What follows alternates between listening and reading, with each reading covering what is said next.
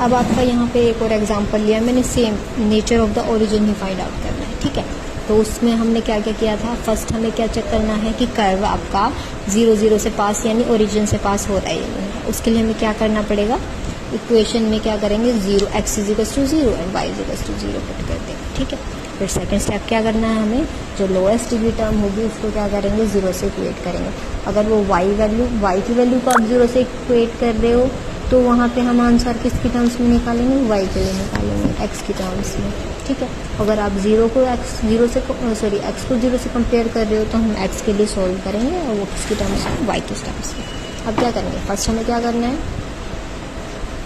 कि y² a² plus में x² = x² a² minus में x। अब इसको क्या करेंगे, फर्स्टली हमें क्या चेक करना है कि ये ओरिजिन से पास हो रही है या नहीं हो रही है। उसके लिए हमें क्या करना पड़ेगा, x = 0 y = 0। अब यहाँ पे क्या किया, y 0 हो गया, a² प्लस में 0 0 इंटू में a² माइनस में 0, ये क्या हो गया, ये भी 0 ये भी 0, तो हमारा पास क्या हो गया, वेरीफाई हो गया। यानी जो हमारा कर्व है वो किससे पास कर रहा है, ओरिजिन से पास हो रहा है। ओरिजिन से पास होने का मतलब क्या होगा कि आपका वो इस तरह से, यानी इस पॉइंट पे से आपका कर्व क्या हो रहा है, पास हो रहा है, ठीक है। अब सेकेंडली हमें क्या करना है कि जो लोवेस्ट डिग्री टर्म होगी उसको किससे कंपेयर करना पड़ेगा, 0 से, ठीक। अब लोएस्ट क्या है, देखो चेक करो, इसमें मैंने इसको सॉल्व कर रखा आपके लिए। यहाँ क्या हुआ, y² a², यहाँ पे कितनी हुई डिग्री आपकी, 2। नेक्स्ट क्या है, y² x²। अब क्या है, हम कंबाइन करके और फिर डिग्री काउंट करते हैं। ये नहीं देखेंगे कि वेरिएबल आपके कितने डिफरेंट काइंड्स का यूज़ करते हैं।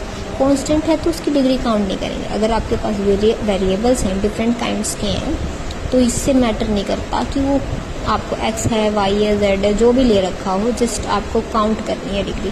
दोनों की क्या कर देंगे, ऐड कर देंगे। यहाँ क्या हो रहा है, 2 + 2 4, ठीक है। यहाँ क्या हो गया 2, यहाँ फिर से क्या होगी 4। तो लोवेस्ट डिग्री क्या क्या होगी, एक तो इसकी हो जाएगी और क्या हो जाएगी यहाँ पे इसकी। तो हमारे पास क्या सी इक्वेशन आ जाएगी, y² a² minus x² a²। अब a² कॉमन आ जाएगा, 0 से इक्वेट कर रहे हैं तो कॉन्स्टेंट टर्म मैटर नहीं करती, वेरिएबल्स आ जाएंगे। y² माइनस x² = 0, जो इम्प्लाई करता है कि y² क्या हो गया, x² का इक्वल। तो यहाँ पे x की वैल्यूज़ कैसी आ जाएंगी, cos प्लस माइनस y। तो x की वैल्यूज़ कैसी आ रही हैं, रियल आ रही हैं, बट कैसी आ रही हैं, डिस्टिंक्ट आ रही हैं।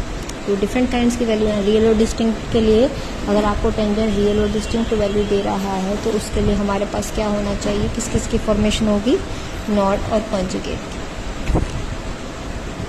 ठीक है। किसके लिए सॉल्व किया, x के लिए। तो x की हायर पावर इसको क्या कर देंगे, नेगलेक्ट। x की हायर पावर क्या है, x की 4, इसको क्या कर देंगे, नेगलेक्ट। अब हमारे पास क्या बचेगा, x के a² minus y² x² = y² a², ठीक है। अब क्या कर रहे हैं, किसके लिए सॉल्व कर रहे हैं, x के लिए सॉल्व कर रहे हैं। तो यहाँ क्या लिया हमने, x कॉमन ले लिया, इसके डिवाइड में आ गया और यहाँ से x के लिए सॉल्व कर लिया, plus minus y/√a² minus y², ठीक है। अब वही यहाँ पे ये पॉजिटिव कब एग्जिस्ट करेगा, जब आपका y क्या हो रहा हो, y क्या होना चाहिए, यहाँ पे पॉजिटिव होना चाहिए या नेगेटिव होना चाहिए। चाहे पॉजिटिव हो चाहे नेगेटिव हो, आपको तो पॉजिटिव ही वैल्यू मिलेगी, बट आपका वैल्यू क्या होना चाहिए, y की स्मॉल होनी चाहिए एज कंपेरिजन टू a, ठीक है। चाहे आप y > 0 बात कर रहे हो, चाहे आप y <0 बात कर रहे हो, ठीक है। दोनों ही केस में आपके पास क्या होना चाहिए, आपके पास सेम रिजल्ट होल्ड करेगा। ऊपर क्या होगा, अगर यहाँ पे नेगेटिव रख दूंगी तो साइन चेंज हो जाएगा, अगर यहाँ पॉजिटिव है तो साइन सेम रह जाएगा, बट होंगी तो आपके पास 2 ही वैल्यूज़। बस आपको क्या ध्यान रखना है कि जो आपकी y की वैल्यू है वो a से छोटी होनी चाहिए, ठीक है। तो हमारे पास क्या x की कैसी वैल्यूज़ आ जाएंगी, रियल वैल्यूज़ आ जाएंगी। अब रियल वैल्यूज़ आ गई हैं तो हमारे पास क्या था, रियल और डिस्टिंक्ट थी, नोड और कॉन्जुगेट। अब आ रही है कैसी वैल्यू, रियल आ रही है, तो किस चीज़ की फॉर्मेशन हो जाएगी, हमारे नोड की फॉर्मेशन हो जाएगी, ठीक है।